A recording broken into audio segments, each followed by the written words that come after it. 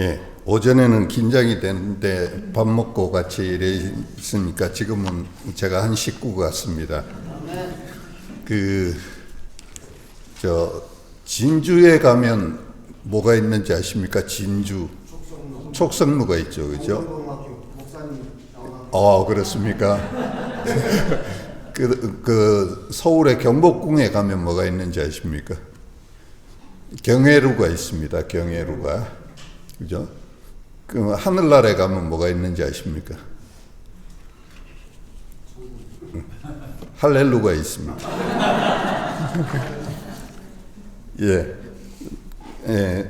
제가 이 최영기 목사님, 가정교회를 처음 시작하신 최영기 목사님이 지은 가정교회를 소개하기 위해서 지은 책 제목이 가장 오래된 새교회 가정교회입니다.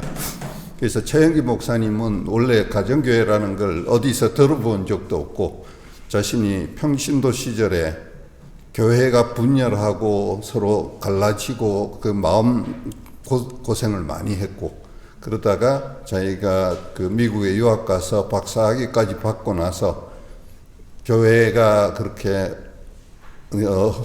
어려운 모습을 보고 신학을 하면서 자신 마음속에 소원한 교회, 성경을 통해서 발견한 그런 교회를 구현해 가려고 막 애쓰던 가운데 이제 찾아낸 게 성경에서 보여주는 교회 모습을 그대로 해보고 싶다. 그래서 가정교회를 하게 되었다고 합니다. 그래서 그 가정교회를 소개하기 전에 이제 다음 슬라이드. 먼저 하나님의 소원. 여러분은 하나님이 지금 우리 세상에 가지고 있는 소원이 무엇이라고 생각하십니까? 이 다음 구절 한번 같이 읽어보겠습니다. 시작. 하나님은 모든 사람이 구원을 받으며 진리를 아는 데 이르기를 원하시느니라. 하나님의 소원은 모든 사람, 인간을 처음 창조하실 때 하나님이 인간에게 기대하셨던 것, 하나님과의 관계 속에서 좀 행복을 누리는 그런 삶을 살기를 원했는데 인간이 죄로 하나님을 떠나 있고 바로 그 인간이 하나님의 원래의 형상을 회복하고 하나님과 관계에 있기를 원하죠. 그죠? 그게 하나님의 소원입니다. 근데 하나님은 이런 소원만 가지고 계신 게 아니고 이제 이 소원을 이루기 위한 방법도 우리에게 주셨다는 거죠. 결국 아브라함에게 약속하시고 예수님을 통해서 우리를 구원하시고 그 이후에 하나님의 소원을 이루기 위해서 다음 슬라이드 보시면 하나님은 소원만 주신 게 아니고 가지신 게 아니고 이 하나님의 소원을 우리가 어떻게 이룰 것인가, 어떻게 이루라고 하셨냐면 다음 말씀 보겠습니다. 이건 제가 읽겠습니다. 또 내가 네게 이르노니 너는 베드로라. 내가 이 반석 위에 내 교회를 세우리니 음부의 권세가 이기지 못하리라. 이 말씀은 참 역사적인 말씀인데요. 이 말씀 배경을 아십니까? 가이사랴 빌립보에서 예수님께서 처음으로 성경에 교회라는 단어가 나오는 이 구절입니다. 베드로의 신앙 고백 이후에 예수님이 이제 고난을 당하러 예루살렘 가기 직전에 사람들이 나를 누구라 하더냐 하니까 엘리야라고 하고 막 하는데 베드로한테 너는 나를 누구라 하느냐. 그때 위대한 베드로의 신앙 고백이 나오죠. 그죠? 주는 그리스도시요 살아계신 하나님의 아들이십니다. 그때 이걸 알게 한 자 내가 복이 있고 그러면서 그때 하신 말씀입니다. 너가 베드로인데 베드로가 반석이라는 뜻이잖아요. 이 반석 위에 내 교회를 세우겠다. 네가 교회의 이제 시초 기초가 될 텐데 앞으로 세울 이 교회는 음부의 권세가 이기지 못할 것이다. 즉 하나님의 소원을 교회를 통해서 이루어 가겠다는 선포입니다. 하나님의 소원을 이루기 위해서 예수님이 십자가 지시고 구원하셨고 그 이후에 이 구원의 소식을 전파하는 이 일을 교회를 통해서 이루어 가시겠다고 하신 말씀이죠. 그죠? 이 자리가 어디였습니까? 가이사랴 빌립보에서 하셨어요. 그때 가이사랴 빌립보는 황제의 도시였습니다. 말하자면 로마 황제 이름을 따서 로마가 유대 땅에서 신도시를 만들었어요. 그게 가이사랴 빌립보였습니다. 거기는 이제 황제의 논리가 판을 치는, 황제가 이 세상에 그 모든 걸 주관하는 것 같고 황제의 도시였어요. 그 속에 황제의 도시에서 예수님께서는 하나님의 나라를 만들 위한 계획을 말씀해 주셨습니다. 그래서 베드로는 황제의 논리를 따라 사는 게 아니고 바로 하나님의 논리를 따라 살겠다는 신앙 고백을 했기 때문에 하나님이 여기에 이제 교회의 기초가 되게 하시겠다 하셨습니다. 그러면 교회가 제가 하나님의 소원을 이루는 방법이 교회를 통해서 하나님의 소원을 이루는데 교회는 구체적으로 뭘 해야 됩니까? 다음 구절 보여주시겠어요? 잘 아는 대사명이죠. 같이 한번 읽어볼까요? 시작. 그러므로 너희는 가서 모든 민족을 제자로 삼아 아버지 아들과 성령의 이름으로 세례를 베풀고 내가 너희에게 분부한 모든 것을 가르쳐 지키게 하라. 볼지어다 내가 세상 끝날까지 너희와 항상 함께 있으리라 하시니라. 예, 여기 빨간 걸로 쓰여진 게 그 성경에서 동사입니다. 동사 해라는 행동을 나타내는 동사가 4개가 있어요. 가라, 제자로 삼아라, 세례를 베풀라, 가르쳐 지키게 하라. 이 4개의 동사예요. 이 동사 중에 4개의 동사 중에 제일 핵심 동사가 있고 좀 어렵게 영문법적으로 하면 나머지 3개의 동사는 분사예요. 분사. 본 동사를 설명하는 분사예요. 그러면 이 4개의 동사 중에 제일 핵심 동사가 뭘까요? 제자 삼으라. 이게 핵심 동사고, 가서 제자를 삼으라, 가르쳐서 제자를 삼으라, 세례를 베풀어서 제자를 삼으라. 그 핵심 동사가 제자 삼으라는 거죠. 그죠? 그 하나님께서 교회를 통해 일어나게 해야 될 한 번 더 눌러 주시겠습니까? 영혼 구원해 가지고, 그죠? 제자를 삼으라. 이게 하나님이 소원을 이루기 위한 방법으로 주신 말씀이죠. 우리 포항 새물결 교회에서는 영혼 구원하여 제자 삼는 일이 일어나고 있습니까? 하나님이 교회를 통해 하시고자 하는 일이 그 일인데 오늘날 많은 교회들이 영혼 구원해서 제자로 세우는 일이 일어나고 있느냐 하는 걸 우리가 도전해 봐야 될 것입니다. 다음 넘겨주시겠어요? 그러면 교회의 현실은 어떻습니까? 오늘날 우리나라 또는 세계 교회의 현실은 어떻습니까? 어찌 보면 교회가 거꾸로 가고 있지 않습니까? 우리나라 기독교 인구는 줄어들고 있어요. 그렇죠?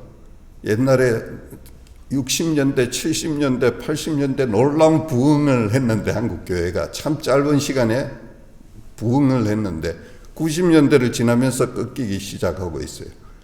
교회에 돈이 모이고 권력이 모입니다. 그러면 옛날 종교개혁 시대도 그랬죠. 교회가 그 세속의 왕들보다 더 큰 권한을 가지고 있었고 베드로 대성당 바티칸에 가보면 정말 화려합니다. 그럴 때 교회는 쇠락해 갔어요. 그죠? 한국의 교회들도 요즘엔 너무 멋있지 않습니까? 사람들이 모이고. 그런데 그런데 그렇게 교회가 응성하면 한국 소금이 3%도 안 되는 염분을 가지고 전 세계 바다를 썩지 않게 만들고 있잖아요. 한국 기독교가 20%면 한국 사회가 변해야 되지 않습니까? 근데 한국 사회는 안 변하죠. 그리고 교회가 오히려 지탄을 받고 있고 개독교라는 말까지 나오고 있습니다. 이건 왜 그렇습니까? 교회의 현실은 교회의 현실에서 다음 슬라이드를 한번 눌러주시면 교회가 존재 목적을 혼돈하고 잃고 있어요. 교회는 왜 존재하나요? 우리가 흔히 그냥 생각하기에 교회가 새로 만들어졌어요. 왜 교회가 만들어집니까? 교회의 목적이 뭡니까? 그냥 세상 살기 참 각박하고 힘든데 믿는 사람끼리 모여가지고 따덕따덕 좀 그렇게 살려고 교회가 만들어집니까?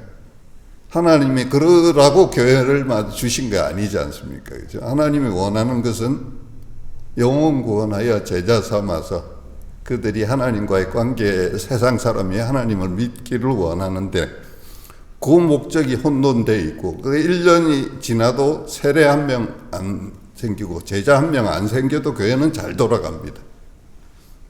존재 목적을 잃어버렸어요. 또 많은 교회는 교회가 성장하는 게 존재 목적이에요. 그래서 무조건 성장하는 거. 다른 교회 옆에 이웃 교회가 망해도 우리 교회만 성장하면 되는 거죠. 그죠? 존재 목적을 상실하고 있고 또 하나 그다음 교회가 그러다 보니까 세속화되고 있습니다. 만몬주의, 돈이 신이 되는 그 교회도 교회도 돈 많고 그리고 그저 성장하는 게 교회의 좋은 교회라고 생각을 합니다. 성장한 교회가 좋은 교회입니까?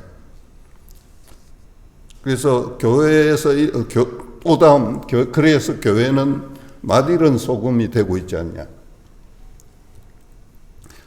사랑을 나타내야 되는데 세상에 교회가 서로 싸우고 분열하는 모습을 보여주지 않습니까? 교회 다니는 사람이 세상 사람과 전혀 다를 바 없이 이기적이다는 얘기도 듣고 있죠. 그죠? 교회에서 온갖 불미스러운 일들이 일어나고 있지 않습니까? 그래서 교회가 맛이른 소금이 돼가지고 하나님이 원하시는 소원과는 전혀 상관없이 그냥 사교 클럽이 되기도 하고 성령의 복음의 생명력이 나타나기는커녕 분열과 그냥 자기 주장이 난무하는 이런 교회가 되고 있지 않습니까? 그래서 이런 교회에 절망하고 좌절하고 정말 하나님이 원하시는 교회를 어떻게 만들어갈 것인가 하는 고민들을 하는 분들이 이제 성경대로 하나님 말씀대로 교회를 한번 새롭게 만들어 보자 하는 생각에서 가정교회가 이제 생겨나게 태동하게 됐습니다. 그다음 가정교회의 핵심 가치가 그러면 뭐냐? 가정교회라는 것은 이건 특수하게 어떤 명칭이 있는 게 아니고 집교회죠, 집교회. 그런데 집교회라고 하면 좀 그 말이 폼이 안 나서 집교회를 가정교회인데 영어로는 하우스 처치입니다. 그러니까 집교회죠. 이거는 그 특수 고유명사가 아니고 보통 명사입니다. 일반 집에서 모이는 교회, 그걸 가정교회라고 합니다. 그래서 가정교회의 핵심 가치를 보시면 첫 번째, 신약 성경에 나타난 신약 교회를 회복하자. 옛날 그 처음에 교회가 시작될 때 그 예루살렘에 있다가 이제 성령의 역사로 이방으로 퍼져나가고 그래서 사도 바울에 의해서 교회가 세워지고 이러던 과정을 보면 그때는 교회 이런 예배당 건물이 없었습니다. 그죠? 그때의 교회는 아마 우리가 신약 성경을 보면 누구의 집에서 모이는 교회 이렇게 나와 있죠. 브리스가와 아굴라의 집에서 모이는 교회에게 문안하노라. 그죠? 로마 교회가 있었습니까? 로마 교회는 없었고 여러 집에 모이는 교회들이 있었습니다. 그런데 이제 그 고난, 혼란과 핍박 속에서도 교회가 성장하게 되면서 교회가 이제 오히려 로마에서 핍박받던 교회가 몇백 년이 지나서는 로마의 국교로 공인이 되고 그죠? 그러면서 이제 그 제도권의 교회가 생겨났습니다. 바실리카라고 하죠. 이런 사각형 건물에 모이는 예배당에 모이는 교회가 역사적으로 생겨났어요. 그건 성경에서는 나오지 않습니다. 그런데 교회가 성장하면서 생겨난 교회가 되고 그게 점차 교회 제도가 생기고 그죠? 그 교회가 나중에 중세 때는 권력화되고 교회에서 너무 많은 제도가 생겨났죠. 그러다가 타락하고 부패하고 마치 옛날 그 유대교처럼 율법은 교회의 제도는 많아졌는데 실제로 본질은 일어나지 않고 그래서 마르틴 루터가 이제 종교 개혁을 하게 됐죠. 그래서 개신교가 나왔지 않습니까? 우리가 지금도 구교, 카톨릭을 보면 너무 제도가 많고 관습이 많고 형식이 많고 그런 걸 오직 성경으로 돌아가자 했는데 지금 기독교는 어떻습니까? 기독교 안에도 너무 형식이 많아요. 제가 어릴 때, 제가 학창 시절에는 교회에서 기타를 못 쳤습니다. 아십니까? 거룩한 예배당에서 어떻게 날라리 기타를 칠 수 있느냐. 근데 중세로 가면 교회에서 피아노를 못 쳤어요. 거룩한 예배당에 어디 날라리들이 와서 피아노를 치냐. 사람 노래로, 음성으로만 예배 드렸어요. 근데 지금 기타로 드럼이 온 거는 획기적인 일이었습니다. 교회에서 어떻게 드럼이 오냐. 그 다음에 이 강대상 위에 평신도가 어떻게 올라와요? 거룩한 재단에 평신도가 올라오면 안 된다. 이런 제도가 굉장히 많았어요. 제가 그 때문에 교회를 답답했습니다. 처음에. 너무 권위적이고 형식적이고 그렇죠. 그게 신약 교회의 본질입니까? 있잖아요. 그런 제도와 형식이 사실은 영혼 구원하고 하나님의 소원을 이루어드리기 위해서 만들어진 것들인데 나중에는 그 껍데기만 남고 본질은 사라지는 이런 교회가 되지 않았습니까? 그리고 교회가 왜 존재하는지 목적도 상실해버린 시대가 됐어요. 그때 하나님이 교회를 주신 그 본질적인 가치가 뭐냐? 그 가치를 회복해보자 하는 게 이 가정교회의 처음 생각이었습니다. 그 다음 두 번째로 그러자면 성경을 단순히 이해하여 적용하자. 그래서 너무 성경 외적인 것들, 기타를 쳐도 되는지 안 되는지, 제가 아는 한 교회는 예배당을 새로 지었어요. 예배당 강대상 위에 피아노를 둬야 되는지, 강대상 밑에 피아노를 둬야 되는지 가지고 장로님들이 싸웠어요. 그래서 교회가 분열됐습니다. 그런 일이 있었어요, 실제로. 그죠? 그거는 전혀 본질적인 게 아니잖아요. 그래서 그런 쓸데없는 그런 인간이 만든 어떤 관습들이 아니라 성경 말씀을 단순하게 이해하여 적용하자. 그래서 성경이 그렇다고 하면 그런 줄로 알고, 성경이 아니라고 하면 아닌 줄로 알고, 성경이 하라면 하고, 성경이 하지 말라고 하면 안 하고, 이 단순한 원칙으로 살자. 그래서 성경에 그러면 안 나온 건 어떡하냐? 그거는 유연하게 대처하자. 죽고 사는 일 아니면 양보하고. 피아노 올리고 내리는 거 죽고 사는 일 아니지 않습니까? 이제 성경의 본질이 아니지 않습니까? 그러면 양보하고. 그런 정신으로 교회를 세워가자. 그 다음에 세 번째는 가능하면 신약에 나타난 교회의 모습을 지향하자. 그래서 신약에 나타난 교회를 가만히 보니까 로마서에 그들의 집에서 모이는 교회였어요. 그들의 집에서 모이는 교회.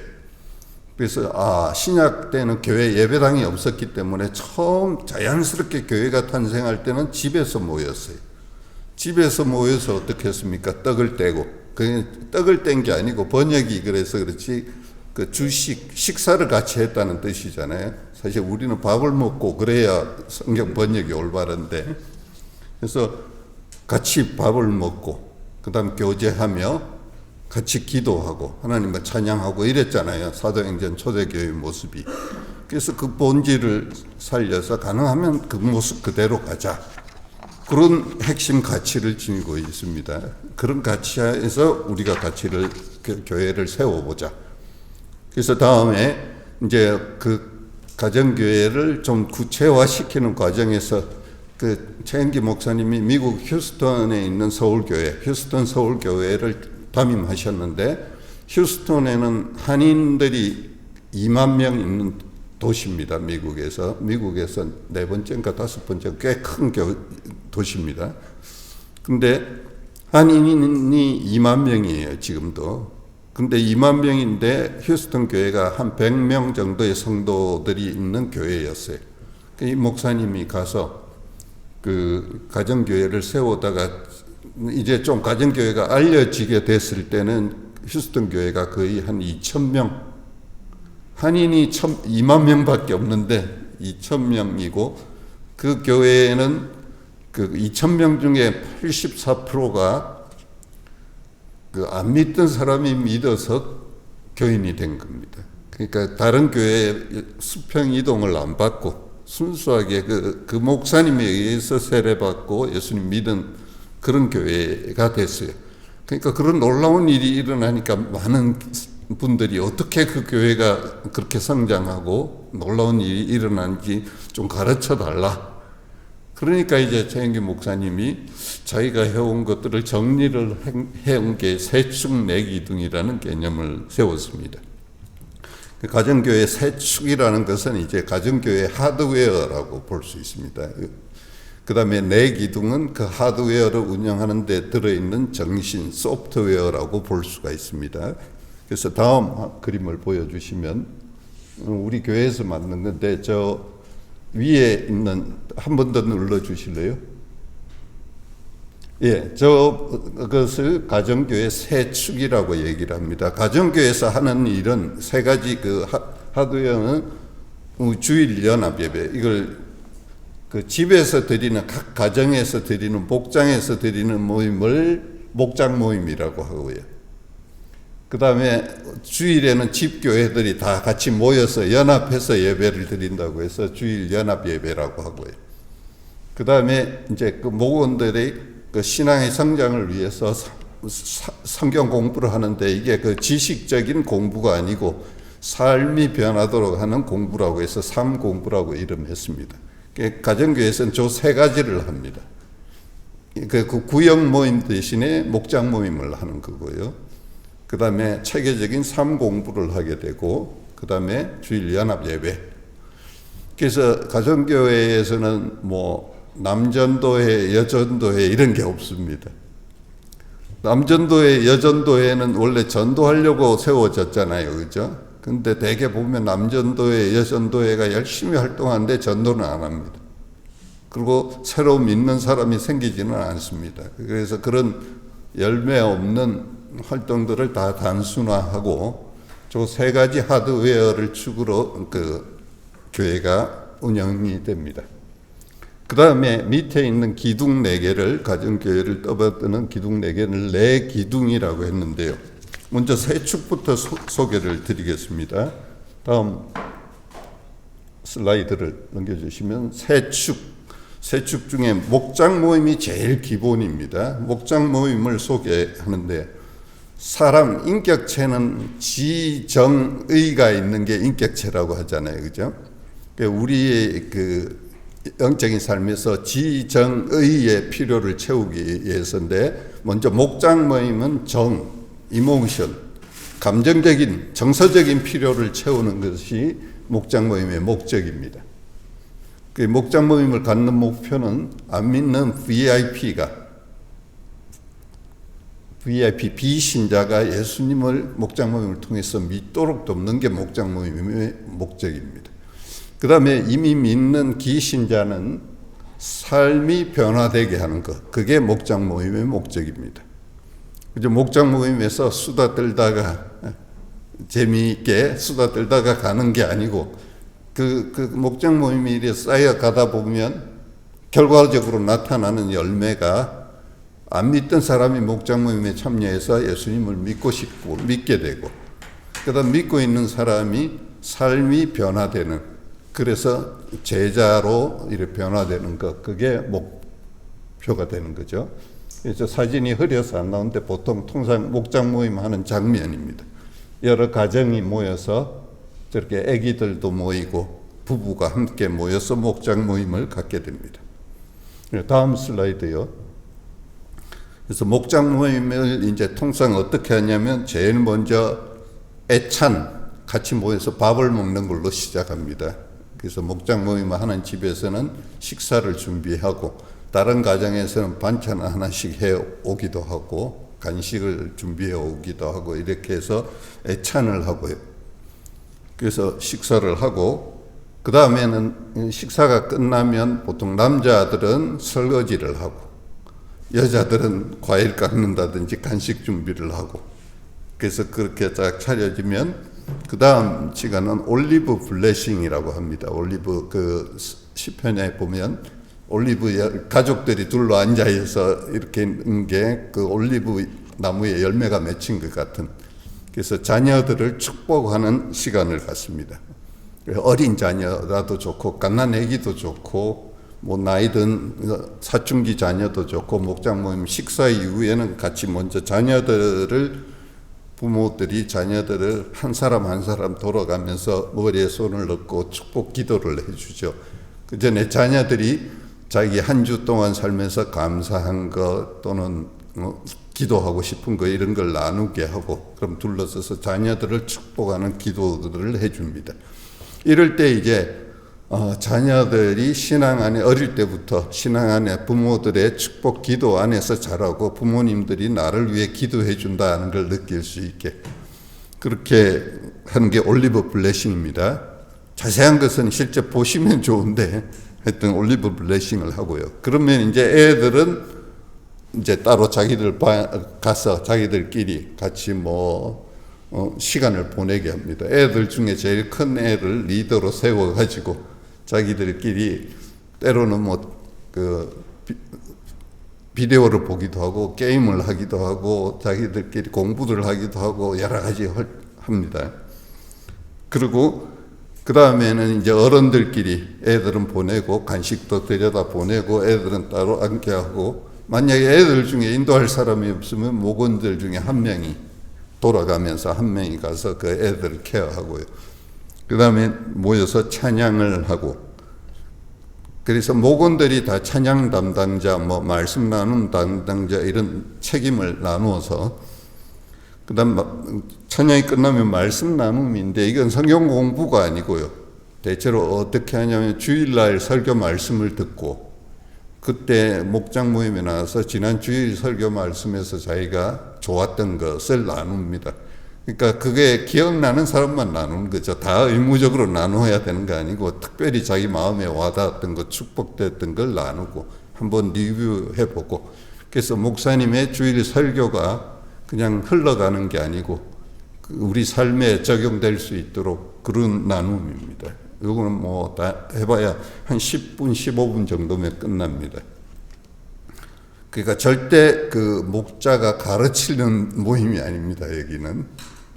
그러고 나서 이제 광고와 축하, 이건 뭐냐면 그 목장 모임에 교회는 안 나오는 VIP들이 목장 모임에 나올 수가 있습니다. 이게 바람직한 거고요.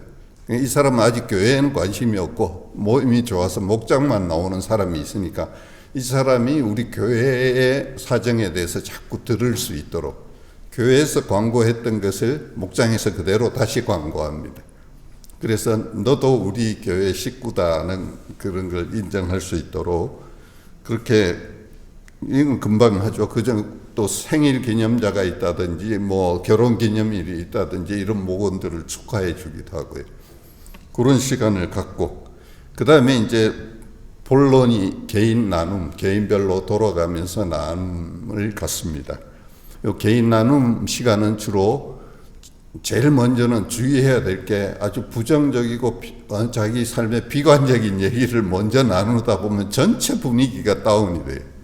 그래서 반드시 지난 한 주 동안 감사하고 자기에게 축복됐던 것을 먼저 얘기를 나누고 그 다음에 자기 삶의 어려움이나 나누고 싶은 것들 이런 것들을 나누게 됩니다. 그게 개인 나눔 시간입니다. 그 목자 목녀님들은 특히 목자님들이 그 개인 나눔을 할 때 이 사람의 그 나눔에서 기도 제목들을 파악을 하시면 좋습니다. 그래서 다 나누고 나면 그러면 요런 제목으로 기도해야겠네요. 이렇게 한번 정리를 해 주시면 좋죠. 그렇게 나누는데 이때 나눔일 때 이제 형식적이고 그런 나눔이 아니고 정말 진솔한 나눔이 일어나면요. 이거 서로 상승작용을 일으켜가지고 대개 목장 모임 시간에는 눈물을 흘리고 같이 그럴 때가 많습니다. 그래서 개인 나눔, 그러면서 나눔을 하면서 치유가 일어나는 거죠. 그리고 대개 보면 나눔의 대부분 제일 많은 것이 부부관계 어려움을 나눕니다. 우리 남편이 나를 너무 이해를 못 해주고 있고 너무 집안일도 안 도와주고 무관심하고 이런 얘기를 합니다.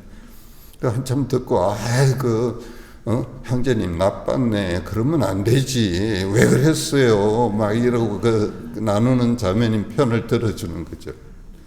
그 다음에 이제 그 형제님이 나눌 때는 아이고 말이 다르잖아. 자매가 너무했네. 막 이런 식으로. 그렇게 근데 부부가 평소에 서로의 얘기를 안 하잖아요. 그리고 서로의 얘기를 하다 보면 싸우게 돼요. 근데 목장에서 일을 나누면 다른 부부도 우리와 비슷하고 그런 데서 공감이 일어나고 치유가 일어나는 것 같아요. 그러니까 항상 또 집에 가다가 싸웁니다. 왜 그런 얘기 했냐고. 그런데 그 목장 모임이 거듭되면 아내의 입장을 이해하게 되고 남편의 입장을 이해하게 되고 그래서 이혼 직전에 갔던 부부들이 화해하고 돌아서는 그런 일들이 많이 일어납니다. 이 나눔은 굉장히 그리고 세상 사람들이 자기 얘기 들어줄 때가 별로 없어요. 그죠? 아내도 내 얘기를 안 들어주고요. 직장 동료도 서로 자기 얘기, 깊은 얘기, 내밀한 얘기를 잘 못하고요. 세상 사람들은 그래도 술이라도 마시면서 그걸 푸는데요. 크리스찬들은 그러지도 못하고요. 그래서 다 자기 말을 하고자 하는 욕구가 있습니다. 근데 그 얘기를 나누다 보면 굉장히 축복되고 다음 목장 모임 시간이 기다려지는 것 같아요. 그 일주일에 그 목장 모임이 하이라이트가 되는 거죠. 그래서 무슨 어려움이 있어도 심지어 지방 출장 갔던 형제들이 목장 모임 시간에 왔다가 가고 그런 일이 일어납니다. 예. 그런 개인 나눔을 갖고요. 그 다음에는 그 나눔에서 나왔던 기도 제목들을 가지고 같이 통성으로 서로 오늘은 이 가정을 위해서 같이 기도합시다. 기도하고 이 가정을 위해 기도합시다. 기도하고 또 절박한 어떤 문제가 있을 때 어떤 형제가 해고됐다. 이런 절박한 문제가 생겼을 때 어떤 암에 걸렸다. 이럴 때는 특별히 그 집안을 위해서 모두 안수하고 기도를 합니다. 그런 중보 기도를 하고 그 다음에 목장 모임이 우리들끼리 친목이 아니라 정말 밖으로 나가는 목장 모임이 되기 위해서 마지막 시간에는 선교, 그 목장마다 한 분의 선교사님을 후원하게 하는 걸 권하고 있습니다. 저희는 몽골 목장이라고 해서 몽골의 선교사님을 후원하고 있습니다. 그래서 그 몽골 선교사님과 계속 커뮤니케이션을 하면서 정기적으로 기도 제목을 받아서 목장 모임 시간에 선교지를 위해서 기도하고 그 다음에 VIP, 특별히 내가 관심 두고 있는 VIP들을 서로 나누고 그 목장의 VIP를 5명을 보통 정하고 있습니다. 그럼 목장의 VIP를 위해서 같이 기도하다 보면 그 VIP가 목장 모임에 오면 전부 할렐루야죠. 그리고 VIP는 처음 나왔지만 우리 목장 식구들은 다 그 VIP를 잘 알고 기도하고 있었으니까 그래서 관심을 선교와 전도에 이렇게 향할 수 있도록 하는 게 VIP를 위한 기도 제목. 요것을 하고 목장 모임이 끝나게 됩니다. 그 다음 두 번째 그 세 축 중에 두 번째는 삶공부입니다. 삶공부. 이거 지정의 중에 지적인 부분을 다 필요를 채우기 위한 거죠. 목표는 역시 비신자가 복음을 깨달을 수 있도록 하는 거고 또 기신자는 말씀에 의해서 삶이 변화될 수 있게 하는 목표입니다. 그래서 삶공부의 종류는 여러 가지가 있는데 생명의 삶 한번 눌러주시죠. 삶공부에는 이제 생명의 삶, 확신의 삶, 새로운 삶, 경건의 삶, 하나님을 경외하는 삶, 부부의 삶 이런 과목들이 많습니다. 근데 대부분 처음 하는 교회에서는 수년 동안은 생명의 삶만 합니다. 생명의 삶은 반드시 담임 목사님이 인도를 하시는데 13주 과정입니다. 그래서 생명의 삶을 통해서 복음을 다각적인 측면에서 깊이 있게 깨닫게 하고 구원의 확신을 가질 수 있도록 돕는 게 생명의 삶입니다. 그래서 한 사람이 거듭나고 신앙의 기본기를 다질 수 있도록 하는 그것을 목적으로 합니다.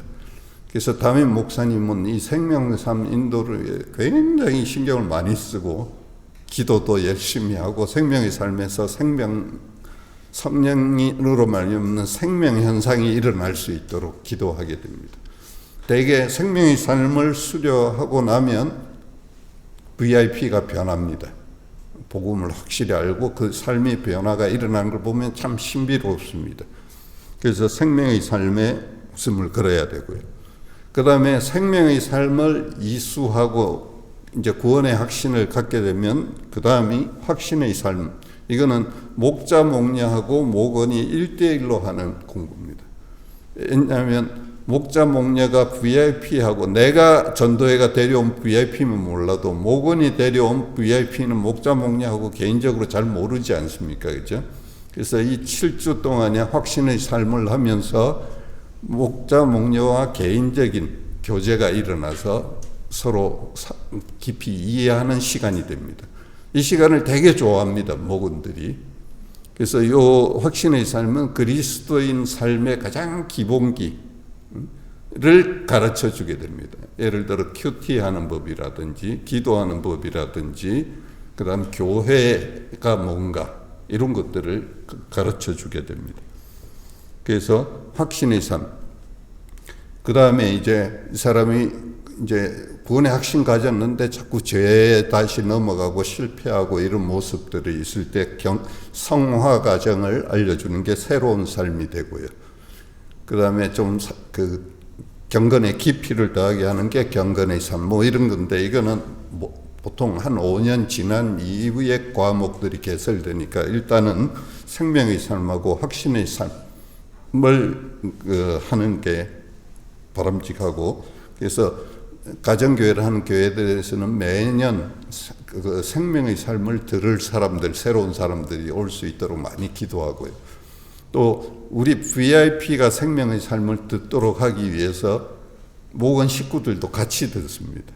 목원 식구들은 다 아는 게 아니고 같이 듣다 보면 또 새롭게 깨달아지고 그래서 그 VIP가 삶 공부할 때 목원들도 같이 와서 으쌰으쌰 해주고 생명의 삶 수료할 때는 꽃다발 주고 케이크 주고 허그 해주고 아주 축제가 벌어지게 그렇게 하는 거죠. 그게 삶 공부입니다. 그래서 그 크리스찬의 삶의 기본 그 말씀에 토대해서 기본적인 신앙의 확신을 도와주는 게 삶 공부가 되겠습니다. 그래서 모든 교인들이 1년에 한 번은 삶 공부를 듣도록 권유하고 있습니다. 그리고 저희 교회 같으면 보통 생명의 삶 할 때는 한 번에 한 30-40명이 같이 듣습니다. 그 중에 한 절반 정도는 VIP들이고 절반은 목원들이고 그렇게 듣게. 그 다음 세 축 중에 마지막 세 번째가 주일 연합 예배죠. 우리가 주일 예배인데 이것을 주일 연합 예배는 의지적인 결단을 내리게 하는 그런 시간이 되도록 합니다. 그래서 이제 드디어 이 주일 예배에 와서 그동안 양육되어 오던 VIP들이 이때 이제 믿도록 결단해야겠다. 그러면 앞에 나와서 목사님께 나 이제 믿고 싶어요. 그러면 그 안수 기도를 해주고 이분을 예수 영접 모임에 초청하게 되는 겁니다. 그 다음에 1번 기신자는 그동안 마음에 찔렸는데 오늘 설교 말씀을 들으면서 내가 결단해야겠다. 나도 목자로 헌신해야겠다. 또 나의 나쁜 버릇을 포기해야겠다. 뭐 이런 결심이 있을 때마다 나와서 목사님께 안수를 받도록 하는 게 이게 주일연합 예배입니다.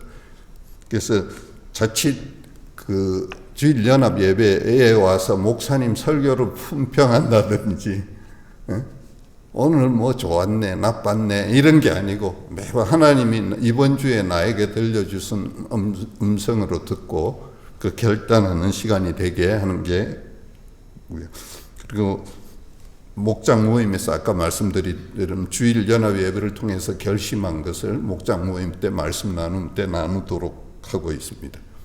그래서 이런 신앙 습관을 위해서 저희 교회에서 굉장히 강조하는 세 가지 습관이 있습니다. 하나는 큐티, 아니면 새벽기도. 개인적으로 하나님과 만나는 시간을 습관화해라. 그 다음에 VIP를 위해서 매일 기도해라. VIP, 내 삶에 꼭 믿었으면 좋겠는 사람 있잖아요. 정말 내 주위에서 꼭 믿었으면 좋겠는 사람 5명. 그 다음에 믿어야 되는데 절대 안 믿을 것 같은 사람 있잖아요. 그죠? 이 사람은 또 믿어도 우리 교회에 올 가능성도 없고, 멀리 있는 친척이라든지 시부모라든지 이런 분들이 있잖아요. 그래서 전도하면 믿을 수도 있고, 꼭 나와 함께 신앙생활을 했으면 하는 분 5분. 왼손입니다. 5손가락 5명. 그 다음에 안 믿을 것 같은데, 이 사람은 정말 강팍한데, 그래도 믿어야 될 사람 5명. 을 놓고 날마다 기도하라는 거죠. 개인이. 그렇게 그래서 VIP를 위해 기도를 계속 하다 보면 어떤 일이 일어납니까? 기회가 생깁니다. 그죠? 우리 교회 전도 축제다. 한번 나와 볼래? 우리 목장 모임에 한번 나와 볼래? 그래, 기도 안 하고 갑자기 전도하자 하면 한번 전화하면 되겠습니까? 잘 안 돼요. 근데 기도가 쌓이면 그 사람을 하나님이 움직여 주시는 거죠. 그죠? 그래서 VIP를 위해 날마다 기도하는 습관, 큐티하는 습관, 그 다음에 설교 말씀을 내게 주는 말씀으로 받고 복습하는 습관. 요거를 그 모든 성도들이 이 습관을 갖도록 저희는 강조를 하고 있습니다. 그래서 3가지 그 하드웨어를 말씀드렸고요. 다음 4가지 소프트웨어. 그러면 이런 하드웨어 3가지 활동을 통해서 우리가 궁극적으로 구현하고자 하는 정신이 뭐냐? 첫 번째는 교회의 존재 목적입니다. 아까 마태복음 18장 19절 20절 우리가 읽었죠. 여기서 교회의 사명은 뭐라고 했냐면 제자 삼는 거라고 했어요. 그죠? 제자 삼는 방법은 뭡니까? 가서 세례를 주고 가르치는 것. 그죠? 가서 목장 모임에 데려오고 세례를 주고 예수 영접 모임에 데려와서 예수님 영접하게 하고 가르치는 거, 상공부에 참여하게 하는 거, 요거 하는 거죠. 그죠? 그런 방법으로 이제 우리가 그래서 교회의 존재 목적인 영혼 구원과 제자 삼는 일이 일어나게 하자. 그래서 교회의 존재 목적을 선명하게 모두가 깨닫고 모든 활동을 그 교회의 존재 목적과 연관되어서 해야 되겠다는 거죠. 그 교회들, 이웃 교회들을 보면 뭐 봄에 MT 가더라, 우리도 MT 가자. 부흥회 하더라, 우리도 부흥회 하자. 이게 아니고 교회의 존재, 하나님이 주신 교회의 존재 목적을 이루기 위해서 우리가 모든 활동들을 하자는 거죠. 그 다음 2번째로 예수님의 제자 훈련 방식 말씀 한번 보겠습니다. 마가복음 예수님이 산에 오르사 자기가 원하는 자들을 부르셨으니 제자들을 불렀죠. 그리고는 이에 12를 세우고 그 다음에 하신 게 자기와 함께 있게 하시고 예수님과 라이프 투게더 한 거죠. 그죠? 그래서 삶을 통해 배우게 하신 거잖아요. 그 다음에 보내서 전도도 하며 귀신을 내쫓는 권능도 가지게 하려 하십니다. 예수님이 제자를 불러 하신 일은 함께 있게 할. 그래서 지식 전달, 성경 공부를 통해서 지식을 전달해 주신 게 아니고 함께 라이프 투게더 하면서 삶을 보여서 제자 삼았지 않습니까? 그죠? 교실 강의보다는 현장 실습을 하신 거죠. 그 다음에 가르쳐서 제자 삼는 게 아니고 본을 보여서 제자 삼았어요. 우리나라에서 제자 삼는 훈련들이 많이 지속되는데 그 프로그램들에 참여하신 많은 목사님들 또 많은 평신도들이 하는 얘기가 제자 삼는 게 참 어렵다 하는 얘기를 많이 합니다. 분명히 제자 삼는 그 훈련 코스를 끝냈는데 저 사람이 안 변하더라는 거죠. 삶이 안 변하더라는 거예요. 지식은 가졌는데 삶은 안 변하더라. 그 제자 삼는 일이 성경 공부로 인식되어 있다는 거예요. 그 최은기 목사님도 거기에서 절망을 하신 거죠. 성경 공부를 아무리 해도 사람이 안 변하더라는 거예요. 그래서 이제 삼공부라는 이름을 붙였고, 이건 성경 공부가 아니고 목장에 와서 섬기는 법을 배우는 거예요. 자연스럽게 처음에는 얻어먹기만 하고 1년이 가도 자기 집에 한 번도 초청도 안 하고, 그러면 답답하죠. 저희 목장에 VIP 하나 있는데 그 친구는 맨날 오면서 하다못해 식빵 하나라도 안 사와요. 한 번도 사오는 법이 없어요. 그러면 다른 사람들이 저 사람 참 너무하다. 근데 대개 보면 그런 분은 어릴 때부터 그런 섬김을 못 받아봐가지고, 근데 그런 친구가 어느 날 사오니까 목원들이 감동을 하는 거예요. 그때 그 사람의 삶이 바뀐 겁니다. 그죠? 그렇게 다른 분들이 섬기는 삶을 보여주면 보고 배웁니다. 빠르냐 늦으냐의 차이가 있지 반드시 보고 배웁니다. 어떤 사람이 VIP를 데려와서 좋아하고 VIP가 변하고 이런 걸 보면 나도 VIP 데려오고 싶어요. 나도 친한 친구 있는데 그 친구가 예수님 믿었으면 좋겠는데 어떻게 그 친구가 믿게 할까 고민하고 기도하게 됩니다. 그래서 그런 본을 예수님은 본을 보여서 가르쳤다. 그 다음 세 번째는 성경적인 사역 분담. 이건 좀 중요한 말씀 같습니다. 한번 읽어보겠습니다. 이는 성도를 온전하게 하여 봉사의 일을 하게 하며 그리스도의 몸을 세우려 하심이라. 자, 요 앞에 4장 11절에 보면 복음 전하는 자, 사도, 교사로 세우셨으니 나오잖아요. 한마디로 그 말씀 사역자들을 얘기하는 거예요. 하나님이 말씀 사역자들을 세운 이유가 뭐라고 했어요? 오늘날로 하면 목사님들이에요. 목사님을 세운 이유가 뭡니까? 목사님을 세운 이유는 이는 성도를 온전하게 합니다. 성도를 무장시켜줘서 온전하게 하는 게 목사님 사역이에요. 그러면 성도가 목사님으로부터 이제 온전하게 돼서 성장하고 나면 성도가 해야 될 일은 뭡니까? 봉사의 일을 하게 하며. 봉사가 뭐죠? 봉사하면 우리 생각나는 게 찬양 봉사, 설거지 봉사, 주차 봉사, 이게 봉사입니까? 봉사의 일을 하게 하면 저 영어로 보면 미니스트리라고 했어요. 목양이 봉사죠, 목양이. 그러니까 성도를 온전히 세워서 성도가 목양을 하게 하는 것. 목양의 주체가 누굽니까? 성도라는 거예요. 근데 옛날 성경에는 저 번역이 좀 이상하게 됐어요. 이는 성도를 온전하게 하고 봉사의 일을 하게 하며, 그렇게 번역이 됐어요. 그러니까 봉사의 일을 누가 해야 되냐면 사역자가 해야 되는 걸로 착각하게 만들어요.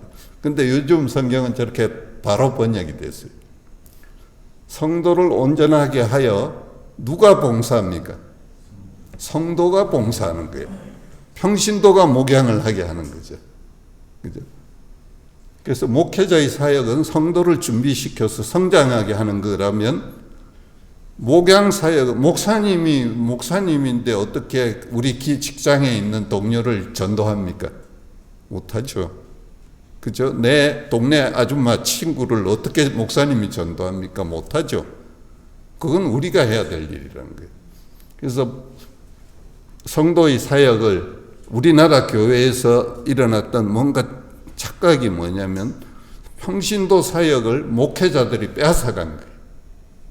목양은 목회자가 하고 평신도들은 주변적인 거 주차 봉사 잘하시고 설거지 봉사 잘하시고 찬양 잘하시고 이런 허드렛 일을 하는 게 평신도의 역할이고, 사람을 돕는 일은 목회자가 하는 걸로 착각하고 있어요.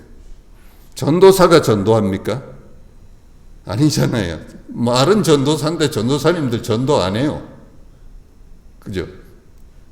우리가 하는 겁니다. 그래서 여기서 성경적 사역 분담이라고 해서 목양을 평신도에게 돌려드리는 겁니다. 이제 우리 교회 초상이 생기면 그 당한 목자, 초원제기가 모든 장례를 주관합니다. 그죠? 물론 예배 인도를 목사님이 해줄 수 있지만 그 다른 모든 것은 평신도가 다 합니다. 안 그러면 목사님은 장례식장만 가다가 할 일 못 하거든요. 그죠? 그래서 목사님은 목사님의 사역을 하고 평신도는 평신도의 사역을 분담하는 거예요. 그래서 목회자는 또 말씀과 기도, 한 번 더 눌러주시면, 목회자의 사역은 성도를 준비시키는 것과 상공부를 인도해서 성도들을 성장시키는 것, 그 다음에는 기도와 모든 양들을 위해서 기도하시고 말씀을 전하고 리더십을 발휘하는 것, 이게 목사님의 사역인 거죠. 그래서 저희 교회 새벽 기도에 가면 우리 담임 목사님은 매일 새벽에 2시간 내지 3시간 기도하세요. 그래서 새벽 기도 끝나고 다 가는데 목사님 혼자 앉아가지고 기도하세요. 왜냐하면 기도하는 게 목사님 할 일이니까. 그 다음에 주일날 말씀 전하기 위해서 굉장히 애를 쓰십니다. 성도들의 지금 하나님이 지금 들려주셔야 할 말씀들을, 그 본질적인 일을 하는데, 주일날 설교 준비하려고 했는데 토요일날 장례가 났다. 그럼 장례식장 가야 되고, 결혼한다, 주례하러 가야 되고, 막 이러다 보면 목사님이 정작 해야 될 일은 소홀히 하게 되는 거죠. 그죠? 그래서 목양은 평신도에게 주고, 저는 이게 너무 좋았어요. 아, 그렇구나. 성경이 목양은 평신도라고 했는데 우리 교회에 다니면서 제가 평신도한테 목양을 맡기는 교회가 없어가지고 너무 답답했는데, 아, 성경은 평신도가 목양하라고 하는구나. 그래서 평신도에게 목양, 목사님은 목사님 할 일을 하도록. 그죠? 그 초대교회가 번성에 나가기 시작할 때 7 집사를 세워서 집사들이 전도하잖아요. 그리고 사도들은 기도와 말씀 전하는 일에 전무했잖아요. 그렇죠? 그렇게 가자는 거죠. 그 다음 4번째 정신은 섬기는 리더십입니다. 마가복음 10장 45절, 인자가 온 것은 섬김을 받으려 함이 아니라 도리어 섬기려 하고. 예수님이 이 세상에 오신 목적이 뭡니까? 섬기러 왔다고 했잖아요. 그죠? 그래서 저걸 다른 말로 보면 인생의 목적은 섬김에 있다. 동의하십니까? 인생의 목적은 뭐라고 생각하십니까? 인생의 목적은 섬김에 있다. 이건 내가 너무 하찮아지는 것 같고 그랬는데, 예수님은 인생의 목적을 섬기러 왔어요. 이게 섬기러 왔다, 내가 종이 돼야 되나 이런 생각이 드는데, 섬김을 우리 교회에서는 이렇게 다시 풀었습니다. 섬김은 다른 사람을 성공시켜 주는 것이다. 부모님은 자식이 성공시켜 주는 걸 부모님의 그저 사명으로 여기지 않습니까? 그죠? 우리는 목자는 목원의 삶을 성공시켜 주려고 합니다. 직장 상사는 자기 밑에 있는 부하 직원들이 성공하도록 도와주는 게 좋은 직장 상사잖아요. 그죠? 그래서 인생의 목적은 섬김에 있다. 다른 사람을 성공시켜 주는 데 있다. 모든 거 다 뺏어가지고 내가 부하는 게 있는 게 아니고 나의 것을 나누어서 다른 사람이 부하게 하는 것, 그게 우리 인생의 목적이라고 했어요. 그 다음에 하나님의 종은 하나님이 원하는 곳에서 하나님의 원하시는 일을 하나님의 방법으로 하는 자가 하나님의 종이어야 되는 거죠. 그죠? 내가 하고 싶은 대로 내 뜻대로 하는 게 아니고 하나님 뜻대로 순종하고. 그래서 이웃의 종은 이웃을 성공시켜주는 자야 되고, 모든 권위는, 영적 권위는 섬김에서 나온다. 우리 교회 목사님이 눈이 오면 교회 앞마당을 열심히 썰었어요. 그랬더니 이웃에 사는 사람이 우리 교회에 나오기 시작했어요. 자기는 여태까지 목사님이 빗자루 들고 교회 마당 쓰는 건 상상을 못했다고 그래요. 그러니까 그렇게 또 우리 목사님이 그 관사에 살아가지고 교회 권사에 살잖아요. 그러면 교회 주일날 가고 나면 여기저기 치울 게 많잖아요. 그러면 특히 쓰레기를 주일날 저녁에 버려야 되니까 분리수거를 목사님이 하시는 거예요. 그 목사님이 와가지고, 목사님이 늘 하는 얘기가 30리터짜리 쓰레기 봉투를 써야 될 것 같은데 좀 아까워서 20리터짜리 사가지고 그걸 꼭꼭 밟아가지고 30리터에 넣어야 될 걸 20리터에 딱 넣어서 쾌감. 그걸 주일 설교 때 나눴어요. 그러니까 성도들이 목사님을 비웃었을까요? 담임 목사가 돼가지고 저거나 하고 전부 존경해요. 다음부터는 주일날 가능하면 쓰레기를 자기가 처리하고 가게 됐어요. 우리 목사님이 주일날 되면 제일 먼저 하는 일이, 우리 교회는 서울은 교회들이 주차장이 아주 부족하거든요. 그 교회 주차장에 있는 목사님 차를 빼가지고 저 멀리 갖다 세우고 옵니다. 그러니까 장애인이라든지 VIP가 주차할 공간을 마련하더라고. 그러면 성도들이 목사님을 비웃을까요? 존경하죠. 영적 권위는 섬김에서 나오지, 내가 목사님이니까 나를 좀 잘 대우해 주시오, 절대 그러지 않는 것 같아요. 그래서 여기서는 목사님이든 그 다음 목자님이든 장로님이든 이분들은 섬기기 위한 일이지, 우리 교회는 장로 임기가 정해져 있어요. 장로 임기가 마칠 때 장로들이 정말 행복해합니다. 너무 많이 섬겨야 되니까. 그러니까 그거 그만두면 아이고. 그래서 보통 교회는 장로님들이 끝까지 하고 싶어 하는데, 우리 교회는 장로 임기 끝났다면 할렐루야 하고 좋아합니다. 왜냐하면 그게 섬기는 자리라는 걸 알기 때문이죠. 그래서 요 정신, 교회의 존재 목적을 분명히 하고, 말로 지식으로가 아니라 삶으로 제자 훈련하고, 그다음 목사님, 목회자와 평신도의 사역을 분명히 말씀대로 되찾고, 그다음 섬기는 리더십을 발휘하는 이런 정신이 그 세 가지 축에 흘러갈 수 있도록 하는 게 가정교회입니다. 그래서 가정교회의 세세한 것을 얘기하자면 굉장히 많은 시간이 필요한데, 요약적으로 가정교회의 정신을 제가 말씀을 드렸고요. 마지막으로 말씀을 맺음을 위해서 같이 요한복음 21장 말씀을 같이 한번 읽어보겠습니다. 예수께서 세 번째로 물으셨다. 요한의 아들 시몬아, 네가 나를 사랑하느냐? 그때 베드로는 예수께서 네가 나를 사랑하느냐 하고 세 번이나 물으심으로 불안해서, 주님께서는 모든 것을 아십니다. 그러므로 내가 주님을 사랑하는 줄을 주님께서 아십니다 하고 대답하였다. 예수께서 그에게 말씀하셨다. 내 양떼를 먹여라.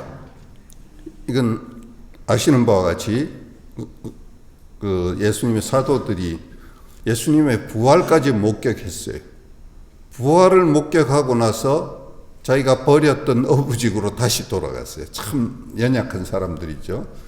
그래서 바닷가에 가서 밤이 맞도록 다시 고기를 못 잡고 있을 때 부활하신 예수님이 나타나셔서 이미 고기를 준비해가지고 아침식 시장한 제자들을 위해서 아침 식사를 섬기고 계셨죠. 그때 예수님 말씀대로 고기를 잡는 순간 직감했죠. 이건 주님이시다. 그리고 주님에게 왔어요. 이제 주님의 마지막 그 사도 요한에게 하신 부탁이죠. 네가 나를 사랑하느냐? 세 번 물었죠, 그죠? 왜 세 번 물었을까요? 한 번만 해도 될 텐데. 제 생각에는 제자들이 세 번 부인했잖아요. 그죠? 자기 마음에 그게 굉장히 맺혔을 거예요. 그죠? 그러니까 예수님이 세 번 하면서 자기들의 찜찜한 것을 해결해 주시고, 네가 나를 사랑하느냐? 사랑한다면 뭘 해야? 예수님의 마지막 부탁이 뭡니까? 내 양을 먹이라. 예수님의 제자는 뭐 하는 사람입니까? 예수님이 구원하기를 원하시는 양들을 먹이는 사람이 되어야 됩니다. 우리는 교회에서 이렇게 살면서 양들을 먹이고 있습니까? 그게 예수님의 마지막 부탁이었는데, 그래서 좀 양을 먹이는데 또 어떤 동기에서 양을 먹여야 될까요? 주님에 대한 사랑이 양들을 먹이는 걸로 나타나기를 원하시죠. 그죠? 내 육신의 힘으로 나도 뭐 한다면 하는 사람이야. 나는 뭔가 성과를 많이 내야 돼. 그리고 자기 육신의 혈기로 양을 먹일 수가 없습니다. 그러면 금방 탈진하죠. 그렇죠? 목자, 목녀의 삶이 쉽지만 않습니다. 인내하고 매일 밥하고 섬기고 하는 일이 쉽지만 않은 것 같아요. 그러나 주님을 향한 사랑, 그리고 주님이 원하시는 그 일을 위해서, 그래가지고 내가 어마어마한 수고를 했는데 한 영혼이 주님께 돌아왔고 주님을 알게 됐다. 그때 모든 게 보상됩니다. 그래서 제 인생의 목적은, 제가 이제 올해 정년퇴임을 하거든요. 정년퇴임을 하면서 지금까지 살아온 것을 보니까 세상에서 뭐 남들한테 안 쳐지려고 하고 더 얻으려고 하고 했던 모든 게 부질없이 모두가 다 사라지더라고요. 근데 지금 저를 가장 행복하게 해주는 것은 우리 아들, 며느리가 목자, 목녀가 된 거예요. 목장을 좋아하고 예수님이 살아계신 걸 경험한 걸 볼 때 정말 보람을 느낍니다. 내가 옛날에 그냥 쏟아붓듯이 이건 아무 보람도 없이 그저 허비만 했다고 생각되는 청년들, 그들이 지금 40대 중반이 돼가지고 목자, 목녀로 헌신하면서 가끔 1년에 한두 차례 우리 집에 찾아와서 옛날을 추억할 때 너무 감동이 됩니다. 내가 평생 그 세상을 깜짝 놀라게 할 그런 위대한 사람이 안 돼도 하나님 앞에서 하나님의 양을 먹이는 이 삶을 사는 게 저의 행복 아닌가 싶습니다. 그래서 우리 새물결 교회에서도 어찌 보면 포항에 보니까 별로 믿는 사람은 많지 않은데 큰 교회는 많더라고요. 너무 오다 보면 고속도로 타고 이리 오다 보면 삐까번쩍한 교회들이 많아요. 하지만 그 교회들이 정말 영혼 구원하여 제자 삼는지 모르겠습니다. 근데 뭐 어째 보면 왜소하고 초라해 볼 수 있는 이 새물결 교회에 영혼 구원이 일어나고 참 주님으로 인해 행복한 사람들이 있다면, 하나님 보시기에 제일 부자는 가난 두 렙돈 넣는 과부였거든요. 그렇죠? 예수님이 보시기에, 예수님이 포항에 와서 찾고 싶은 교회는 바로 새물결 교회다. 그런 교회가 되기를 주님의 이름으로 축원합니다. 네, 감사합니다.